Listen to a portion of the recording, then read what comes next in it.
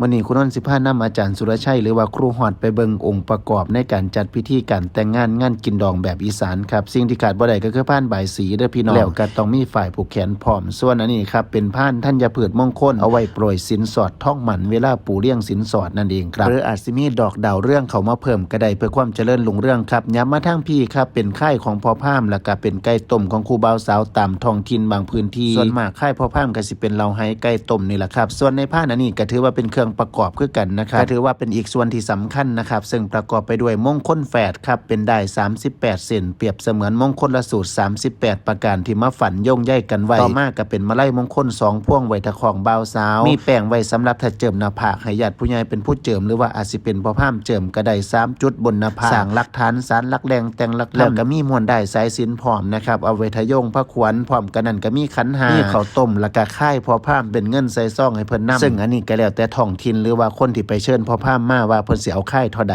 นะครับต่อมาเป็นผ้าเข่าใส่ผ้าขวัญบางหม่องเพิ่นก็มีผ้าเดี่ยวบางประเภทนี้เพิ่นก็สิมี2ผ้าครับส่วนสำหรับผ้าอันนี้เป็นผ้าที่ห่อผ้าไว้เรียบร้อยสำหรับการปูเรียงสินสอดให้ญาติผู้ใหญ่โปรยข้าวตอกดอกไม้จากนั้นจังสิห่อให้แม่เจ้าสาวแบกขึ้นบ่าไพ่เซ่ครับอีกสิ่งของสำคัญประการหนึ่งก็คือจุดล้างเท้านะครับมีใบกล้วยแล้วก็หินรับมีดไว้ตะห้องให้เจ้าบ่าวขึ้นไปเหยียบล้างเท้าเจ้าบ่าวนั่นเองครับนี่ก็ถือว่าเป็นสิ่งของอุปกรณ์ในการจัดพิธีงานกินดองป่อนไข่น้อยแบบใบสีอีสานบ้านเฮานะครับสำหรับผู้ใดมีครูมีฤกษ์บ่คันมีนายพิธีทีมงานลั่นคิวก็เอิ้นใส่คุณนนท์และทีมงานใดเด้อครับเด้อ